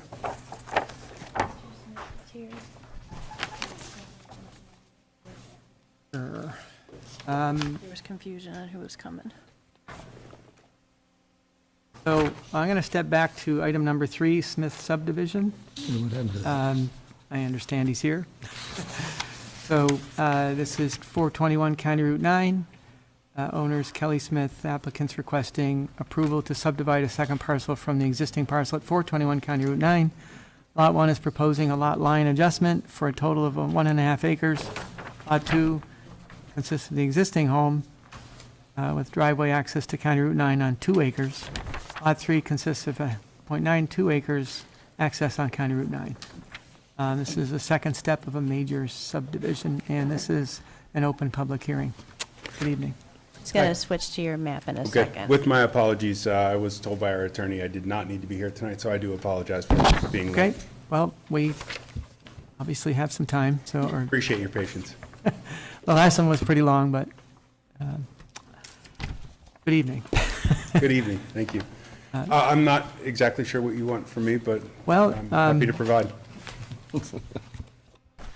We've got your application up on the screen, at least the aerial part of it, if you want to introduce your project. Yeah, Again? Russell Smith, I do own the property with my wife Kelly, and there are 2 separate pieces to this. The first being 421 County Road 9, which is a bit north, I don't have the exact stats in front of me, a bit north of 4 acres, and our, Thanks, Keith. and our original intent in the first piece of the puzzle would be along County Road 9 to create a separate lot off of the larger piece. And then if that happens to be approved, then the second piece of the puzzle would be to change, just redo the lot lines a little bit, because I do own the adjacent property on 5 Stoneleigh Trail. So, So that's this one here? yes, sir. Okay. So the second piece of the puzzle. Perfect, thank you. The second piece of the puzzle would just be a simple lot line adjustment. So we'd be just, the house that would be to the east, I suppose, there. That's a piece of the This one original here? property, correct? We'd just be moving a portion of the land from that property onto 5 Stoneleigh Trail. And exactly, it would be the outline that you were just showing. Okay, so this will become one lot, That's correct. and then you're moving these lines to incorporate a willow tree, I think it was, or something to that effect? Yeah, it's a gorgeous tree, and, our intent there is obviously to increase the value of the Stoneleigh house. We want that to stay exactly as it is now, so that's the intent of the lot line movement. So then, you're going to be staying here, correct? Correct, yes, sir. Okay, and your access is Stoneleigh. Yes, This house has 2 accesses to a private drive, not on Stoneleigh, but out to County Route 9. that's correct. Okay. So if you could describe, there was an idea to go out to Stoneleigh from this house? Yeah, and Kevin Overton, our attorney, suggested that at this point, that's probably something we should put aside. Okay. And so we've removed that from the request. Correct, the house itself, 421 County Road 9, does have, it's actually on a hill. So if you, out at the property, it's actually an upper and lower access to the house is what it comes down to. Okay. It does come off the private drive. 421 does own the private drive. And so from that perspective, nothing changes. Private drive stays intact. We're not going to touch that. The only difference would be the lot up against County Road 9 would be given an easement to, I think that's the term, and I apologize again, I wish Kevin was with me, to access the private drive so that County Road 9 is accessible there. As we understand, it's not possible to come directly off County Road 9, so. Yeah, there's some access management Correct. issues, and Right. so it makes more sense to take advantage of an existing. Yeah, correct, and that's a perfectly happy solution for us as well. Okay. So that's the general bit of it. So that's where you are with your application. Yeah, I know you've made some modifications over the Correct. first time that you came Yes. through with this, so. Yep, and we're perfectly pleased with this, so Okay, submitting this at this point. all right, I'll open it up to the board. Scott, any questions? No, I looked at the drawing and I saw that they made that access, as we had asked, of Anthony, your surveyor. Correct. When he presented last time. I mean, I think that was really the item for me anyway. Okay, I'm Ernie? okay. Same here. okay, all set. Joe, questions? I think the revision makes sense. I like it better than the original. Okay, Al? All set as well? All right, Wes, any comments? Yeah, just a quick couple of quick comments here from our October 17th letter. We'll just need, the town will need a reciprocal easement and maintenance agreement for the common driveway access, and then we'll just have if the surveyor could put the easement description, or the bearings and distances on the map, that would be helpful too. But I think he's got a copy of, looks like Anthony Venezia got a copy of our letter, so. He did, right, and our attorney Kevin Overton did mention the other documents that you just suggested, so we're aware that that needs to be done as well. Perfect, okay. That's all I've got. Okay. It is still an open public hearing, so if there's anyone here that's interested in addressing the board or the applicant, seeing none, entertain a motion to close the public hearing. Move. Ernie moves. Second. Joe seconds. All in favor? Aye. Okay. Public hearing is closed, and unless you have anything else for us, I have a resolution for No, sir, approval. thank you. If there's anything else from the board, I will advance that. I think Keith's giving you a copy of this resolution, so I'm not going to read every word, so it's all there for you. Okay. So resolution for the Smith subdivision, 421 County Route 9, whereas the planning board made the following findings of fact, and there are 3 pages worth, let's see, 12 of them. And whereas the Town of Victor Planning Board reviewed the unlisted action on October 22nd, 2024, and identified no significant impacts. Now therefore be it resolved that the project Smith's subdivision will not have a significant impact on the environment, and that a negative declaration be prepared. And now therefore be it resolved that regarding the preliminary and final plan application of Venezia Land Surveyors major subdivision entitled Smith Subdivision, drawn by Venezia Professional Land Surveyors dated April 12th, 2024, received by the Planning Board October 8th, 2024, Planning Board Application 3SPS 2024 and 02 FS 2024 be approved with the following conditions. Conditions that must be met prior to chairman signing the preliminary subdivision plan. Number 1 is standard, number 2 is standard. 3 also. 4, that comments in a letter dated October 17th, 2024 from LaBelle Associates be addressed. Number 5, that comments in a letter dated October 21st, 2024 from the code enforcement officer be addressed. And number 6, that a reciprocal easement and a common maintenance agreement be submitted in accordance with sections 184.8 driveway definition, 211-12 driveway definition, and 211-36 of the Victor Town Code. Conditions that are ongoing, standard conditions that must be adhered to. Number 1, number 2 are both standard. Number 3 is now a standard. And number 4, the applicant shall be aware that approval of subdivision does not mean Lot 3 is an approved building lot. Site plan approval is required prior to it becoming a buildable lot and before a building permit can be issued. This shall be noted on the subdivision plan. And be it further resolved that the planning board secretary distribute the planning board's approval letter. So with that, I'll entertain a motion for approval of this Move. motion. Ernie moves. Second. Al seconds. All in favor? Aye. Carried 5-0. Okay, Mr. Smith, you're well on your Your way. way. Certainly appreciate that, and again, Okay. I appreciate your patience No for the problem. mix-up. Okay. Thank you. Anything else you need from me at this Nope. point? Perfect, thank Stuff you. you'll need from Lisa, that's all. I can reach out to you and Venezia and Kevin tomorrow, Okay. including on an email. Okay, perfect. So, Yeah, and we'll get everything else squared away. Perfect, thanks so much. Okay. So, Gary's been very patient this evening. Number 5 is a recommendation on PDD Lehigh Place. We are looking at the PDD application draft conditions for seeker that I need to pass out to Scott. Cliff notes. So I'll leave this one to Wes to move forward with, I guess, and we can discuss it. So take it away, Wes. Okay, thanks. So as a result of the conversation that was had at the last planning board meeting with the Lehigh Place PDD rezoning referral from the town board, the planning board needs to provide a recommendation back to the town board. So I've drafted kind of a response to the 11 criteria. I don't know, I don't feel like it's fully complete yet. I think I want to add a little bit more in the transportation section. But this is kind of a rough outline of I think, what you might consider moving forward. So basically, there's just some standard, I don't know if it's standard language on the top sheet, page 1 of 9, just kind of describing the application and how you've kind of analyzed and looked at the referral. So the first criteria is the need for the proposed development associated with the amended plan. So there's documentation in the applicant's submission material.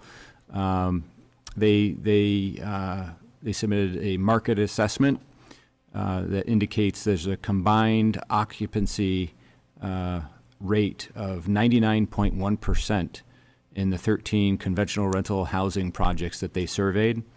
And that included 1,908 units. So it sounds like there's quite a bit of occupancy, and maybe that speaks to the need in the market area that's identified in that analysis. So there's also the Ontario County Housing Needs Assessment that was completed recently, indicates a strong need for rental housing. So we talk about that in here. And let's see, what else do we have? Wes, here? does it address the type of rental housing needed, like level, cost, that sort of, low income, medium, moderate? Well, my understanding from their assessment, from the applicant's assessment, is that it's market rate housing. That It's Okay. got the 99.1% Okay. occupancy rate. They can certainly correct me if I'm wrong. But, yeah. Seeing a general agreement over there. Yeah. Okay, thanks. Yep, sure. So, and I did pull from the town's 2015 comprehensive plan. It found that regarding historic growth, including that taking the form of single-family home subdivisions, the market dynamics within Victor have recently shifted to favor more dense residential forms such as apartments, townhouses, and patio homes. Despite this change, there is no evidence suggesting a long-term decrease in the demand for residential development within Victor. Let's see. Page 3. Yeah, page 3.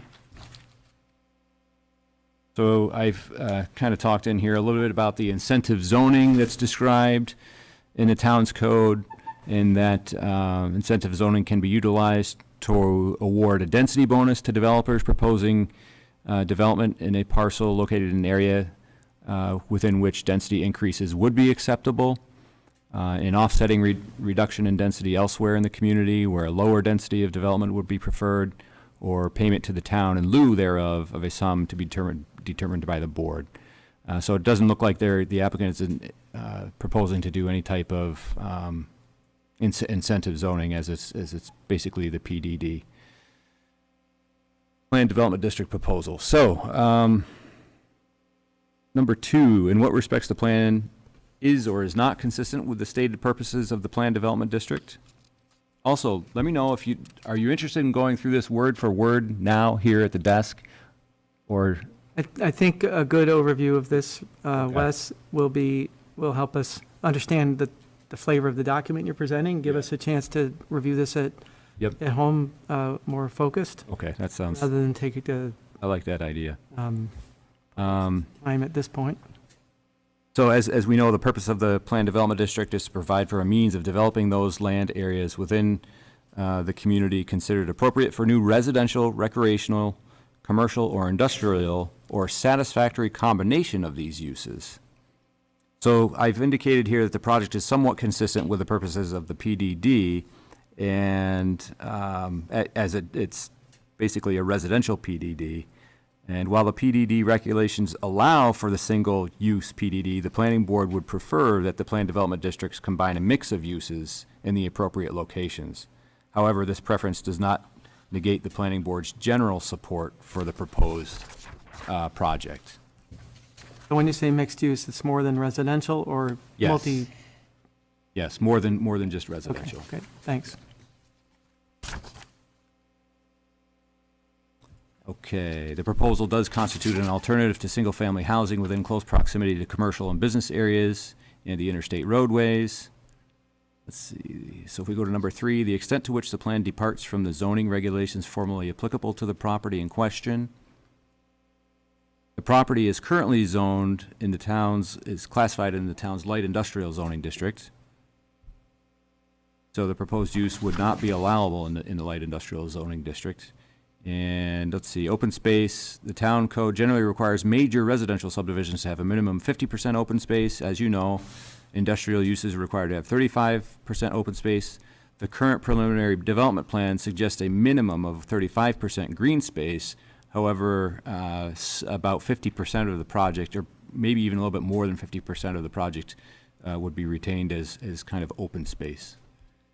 So Based on is the it preliminary development plan. 3%, 35% of that 50% of open space is green space? Looking to define that a little bit? We could get clarification on that. Yeah. And certainly, if any of the other board members have any questions, jump in.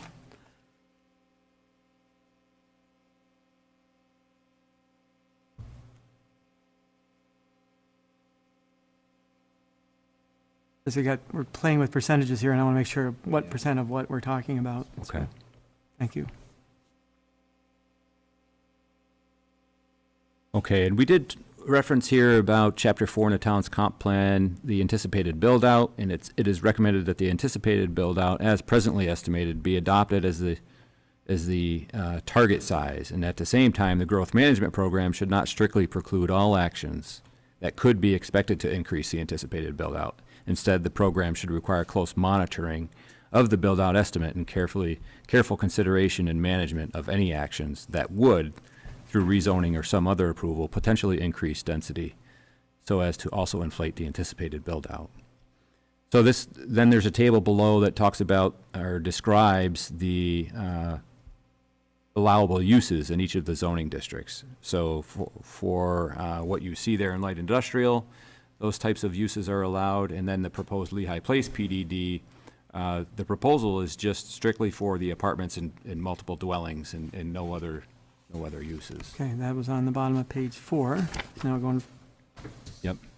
page 5. Page 5, yep. The proposed 4-story apartment buildings are 2 stories higher than typically constructed within the town's residential districts or multiple dwelling districts. The increase in height is visually minimized by the quality of architecture and topography of the site. Additionally, the apartment buildings have been situated on an area that is surrounded by the light industrial zoning district.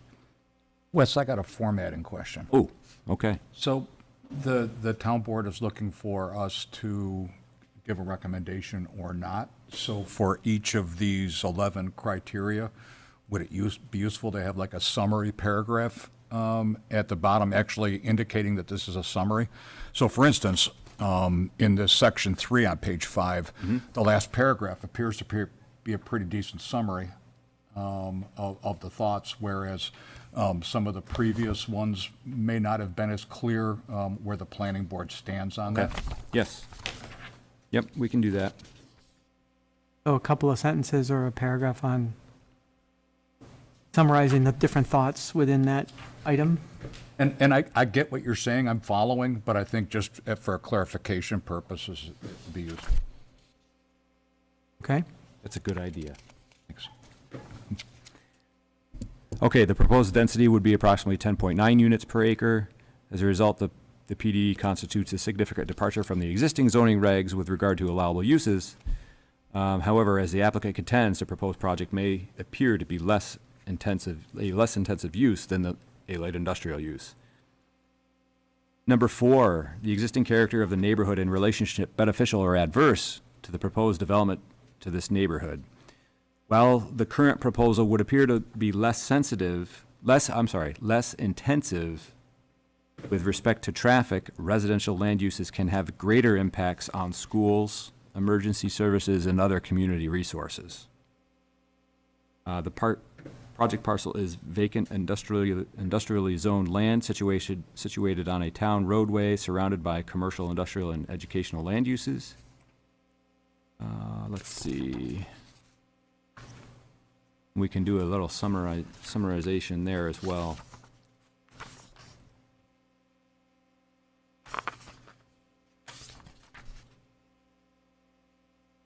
So page 6, number 5, location. Just going to that last Oh, yeah. paragraph of 4 on top of page 6. Light industrial zoning areas typically support higher densities due to immediate access to sewer. So are you saying that this PDD proposed is going to be supported by the fact that it's in a light industrially zoned area? Or is it higher density than even the light industrial? I'm trying to I see what you're, yeah. include to this. I know there's, that was something that Al was keying in on last time Yeah. regarding the school district. There may be some conflicting information there. So just take a look at that. Okay. And perhaps if the board has comments, they can relay those to you as well. Yep, sounds good. Homework? Okay, number 5, the location of principal and accessory buildings. The planning board is not, so let's talk about this. The planning board is not supportive of the 4-story apartment building configuration in respect to the number of units per acre that would be permitted. And I think that's as a result of the 4 stories. The massing of the 4-story apartment building is not objectionable to the community character or view sheds from other areas within the town. 2-story apartment buildings would be more aligned with the existing allowable densities.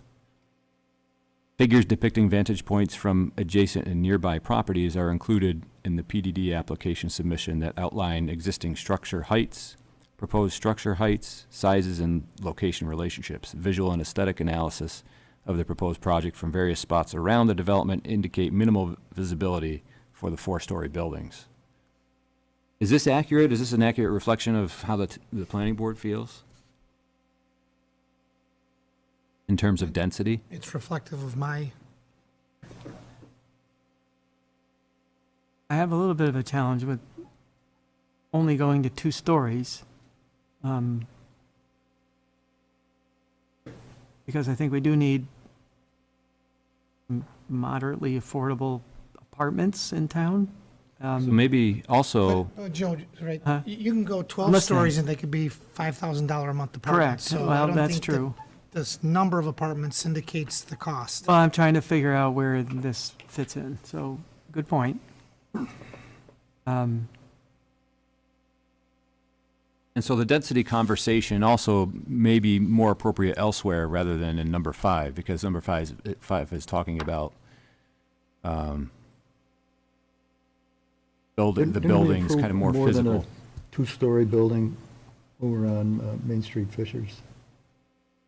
Yeah, I think that's a 3-story. 3-story? I could be wrong. Is it 3? Highline? Highline Park? Yeah, that's 3 stories. And that's kind of where I was going, is we're looking at other areas. Now, you could go to Rawson and School and see a 4-story building that's in the village. Yeah, okay. Yeah, we're not looking for skyscrapers in the town, but Okay. Well, market Didn't we rate, have- I don't know.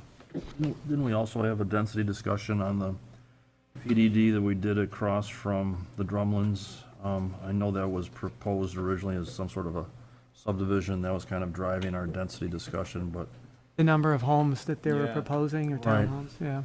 I mean, when I look at this drawing here, I'm curious to know, how that number is arrived at.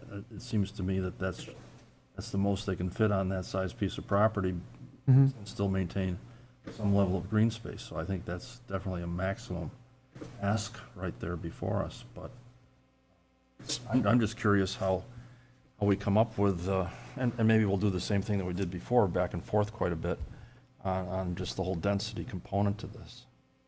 And just one other side comment is, it seems like the PDD zoning is really a zoning classification for high-density residential. Doesn't seem to me that this is a mixed use, this is a single use. My experience with PDDs has always been a mixed use. I think the one at the Drumlins, across from the Drumlins, we had another piece of property associated with it, so technically it was mixed, but then they subdivided that off shortly thereafter. So I'm just wondering if the town doesn't want to take a look at its zoning regulations and make sure that this is what a PDD is. I mean, Labella does work in other communities. I'd be surprised if their definition of PDD is the same as ours. Yeah, so to your point, traditionally, my understanding as a planner and the way I see planned development districts or planned unit developments, PUDs, I often see them as mixed uses, retail, so you got a little bit of commercial, you got maybe some residential. It's just very unique in the town of Victor that the zoning had been set up years ago. Doesn't mean it can't be changed. Right. But to allow for PDDs that are a single use, right? And it's High just. density, Yeah, very yeah, high density. yeah. So is Victor Crossing a PDD?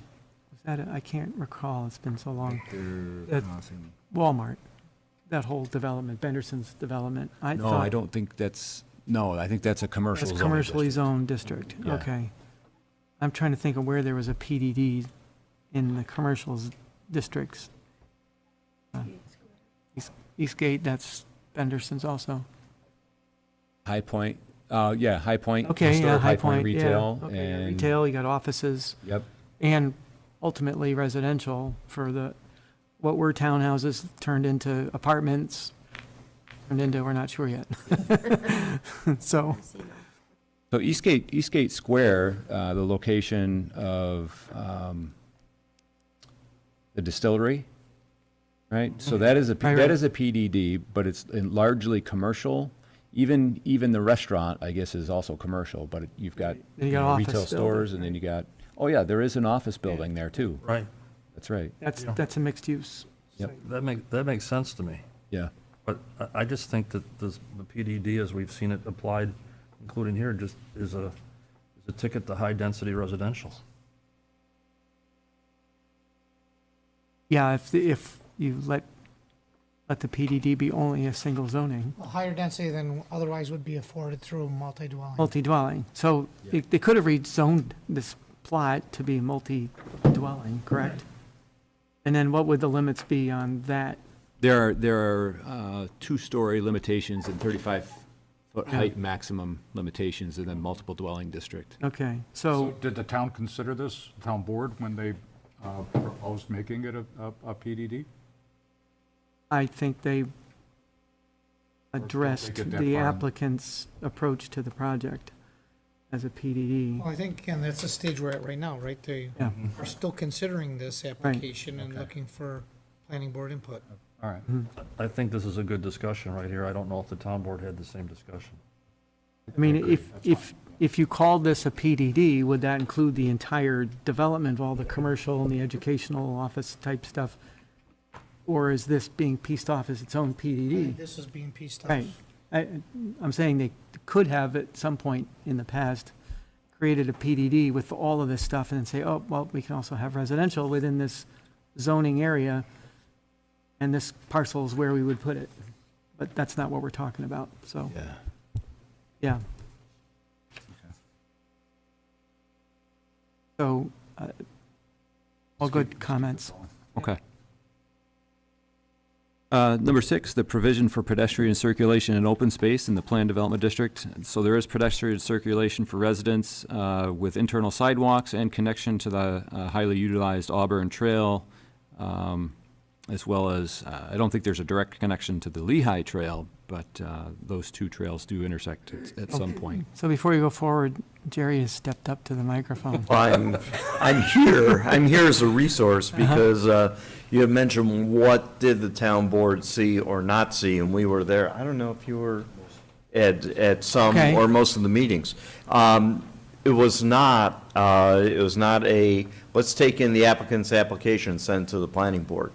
We had at least 2, possibly 3 or 4 meetings with the town board, and had discussed it, and had discussed a lot of the things that you had talked about relative to this, including height, density, and the rest of it. And they would not, at a threshold level, they could have said, we aren't going to accept any of this, okay? But they didn't make that determination. They took our plan as a 4-story plan with the number of units we were talking about, and that was what was sent here. In terms of the PDD, Ernie may have a little bit more gray hair than I do, but I've been living the zoning code here. I'll go back and hearken to a name that some of you may not be familiar with. Jane Luce was the town planner. At least two of us. Many years ago. And the concept of the PD was really to create essentially custom zoning.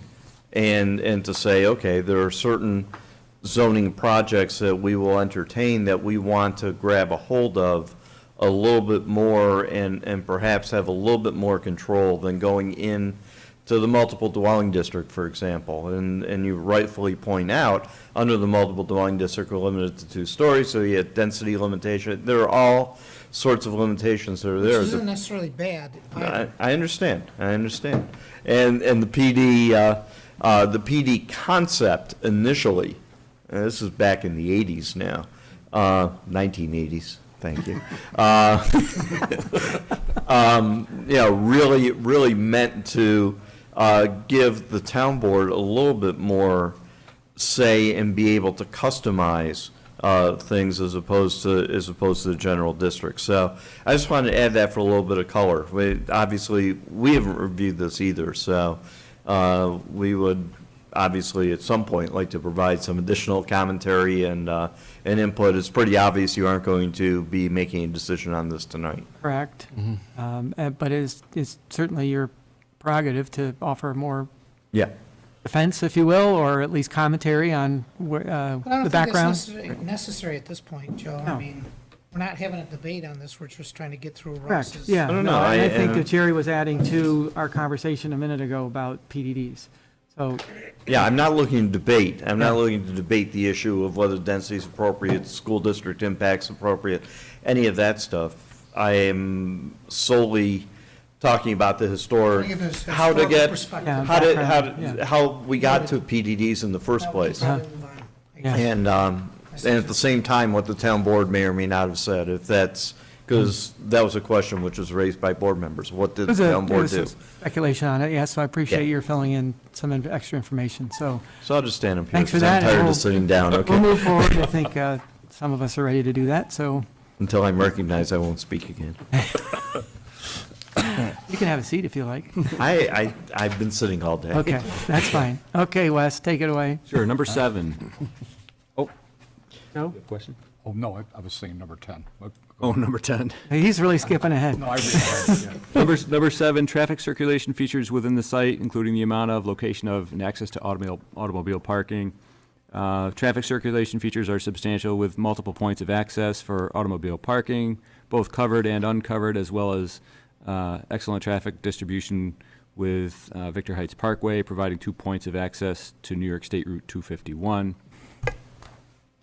Okay. Number 8, the amount of traffic generated at peak hours and the provision for adequately handling such volumes with particular reference to points of ingress and egress, potential hazards such as inadequate sight distances and intersection design, and nature and suitability of the connecting street or highway system to absorb the anticipated changes. I just wanted to mention that Labello's traffic engineer, I've got Tom Miller taking a look at the traffic information that was provided by, I think, McFarland Johnson, is that who it was? So I hope to have a little bit more information here as part of a substantive recommendation for number 8. But as is indicated here, some information from Marathon Associates. Thank you, Matt, for helping supplement some of what's in here. A traffic impact letter of findings was prepared for the project in March 2022, incorporating surrounding intersections, anticipated background growth, other projects within the town, and analyzing impacts of the proposed project, prepared by McFarland Johnson. So you can see the conclusion there. Number 9, provision for storm, sanitary, and solid waste disposal and other utilities on the property adjacent to the site as well as the site itself. So we've got anticipated sewer flow for 156 units. I've got some blanks to fill in there. Sanitary flows would be conveyed to pump station 27 on Phillips Road, which would then pump the sewage through the new force main that was installed along the Auburn Trail in 2018, 2019. So no capacity concerns have been identified at this time. However, the town engineer should provide confirmation before any site plan is approved. Let's see. So I guess- I'm sorry, that it goes all the way to Phillips? Yeah, it kind of goes backwards. I think Backwards and then up backwards, yeah. across, Gravity, I think it's Gravity to Phillips Road. to and then, Fiesta. okay, so then it'll go over to the trunk line. 27 to 30 to Farmington. Is 30 by Wendy's? 251. Oh, right, okay, got it, sorry. Go ahead, continue. Yeah, other public utilities available directly adjacent to the subject property. I just want to confirm that highlighted part, utility service demands will be within the limits of what's the existing infrastructure can accommodate and therefore appear to be appropriate. So just some bullet points there.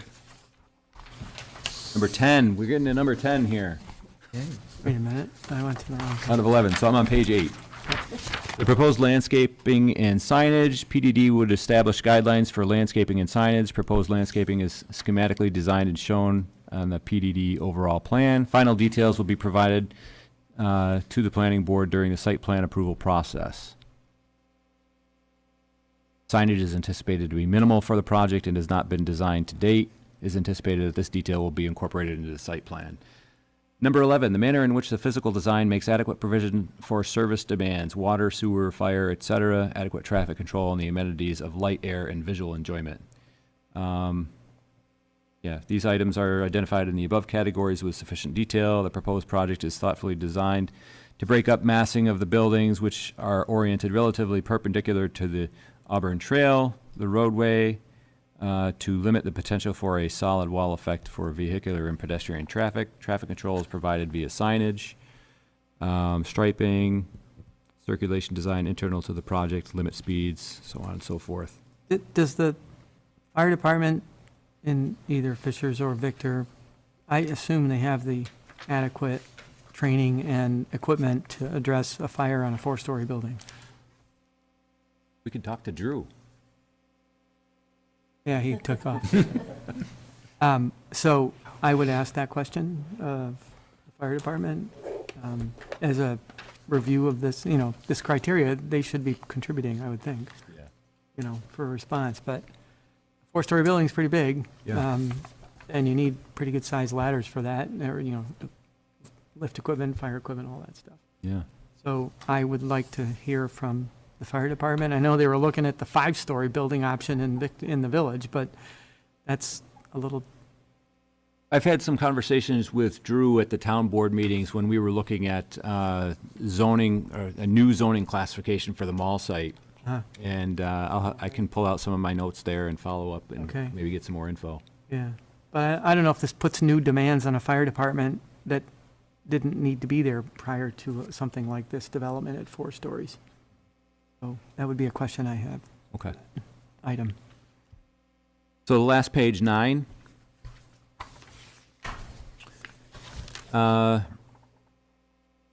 Subject parcel to be planned about include as a condition. Recommends that rezoning of the subject parcels to a planned development district includes. So you got some, you got a recommendation here specifying that the maximum residential density upon the site shall not exceed an absolute maximum density equivalent to XYZ units. Looking to preserve the town planning board's ability and discretion during the review of the site plan or final development plan to consider the environmental and other site constraints or factors related to further limitations upon maximum density. And let's see, make final determination with respect to the final layout and configuration of all buildings, including height, streets, ingress and egress areas, parking areas, pedestrian amenities, setbacks, open spaces, screening, buffering, easements, intersections, and to make a final determination with regard to final development plans impact to the town sanitary sewer conveyance system and what improvements, if any, would be required by the developer. So that's a very kind of a rough overview of the document here. I would suggest that if you have individual thoughts that you want to share, either email Lisa, email me, email both of us is probably the thing to do, and Yeah. and I can incorporate some of that into here. Okay. I think it's well done, Wes, good narrative. That's a Yeah. good, good draft. Mhm.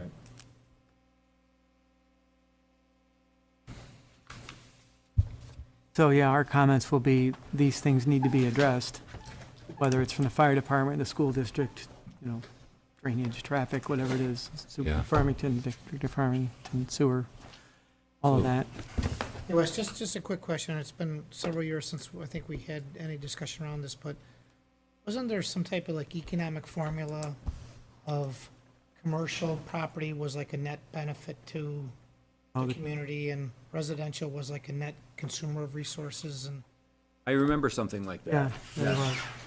so I don't know if there's a way to resurrect, right, what, you know, that as part of the impact analysis. Okay. I Since think it is that, a rezoning. I think that would be a good analysis to include in here. Yeah.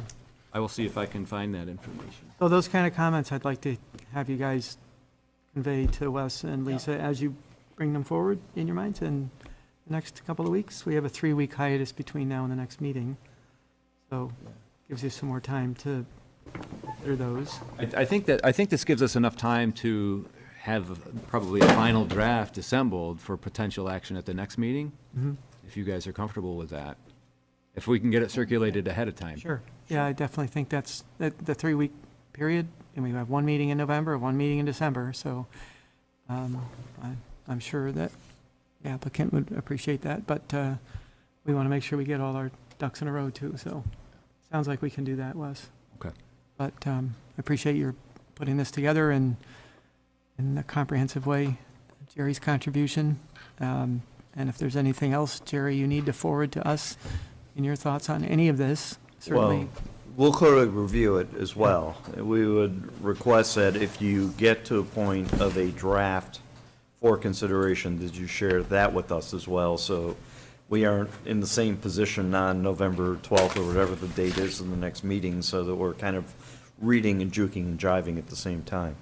So perhaps if we offer something, our comments to Wes in the next week and a half, so by the end of next week, then Wes can work on a draft and then share that draft with the applicant and the board prior to the We don't next need a ton meeting. of time, from No, our yeah, perspective, so I'm obviously. just giving, that would be, what I say, it's 3 weeks, right, to the next meeting, so we give a week and a half for you to respond back with suggestions and/or comments.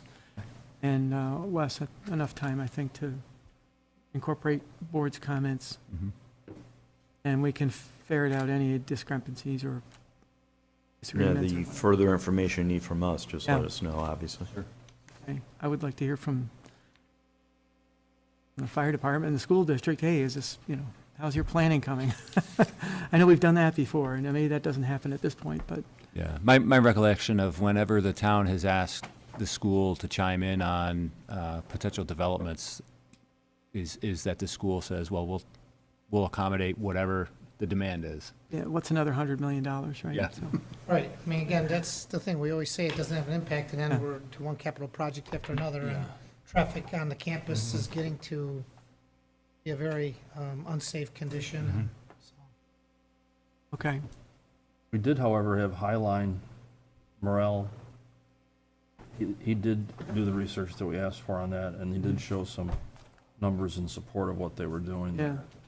And maybe Wes, That if, can change, too. That's been a few years ago now. yeah, you were on board for that, so perhaps if there's some language that you might want to, extract from there, that would help us evaluate that further. So. Anything else? Okay, Great, thank you. Barry, thanks. Thank you, and I'd like to compliment Wes as well. It's a big piece of work. It's a big piece of work. 9 pages of recommendation is Thank you. pretty strong. Thank you. Okay, so having said all that, I believe that's it for this meeting, so I entertain a motion to adjourn.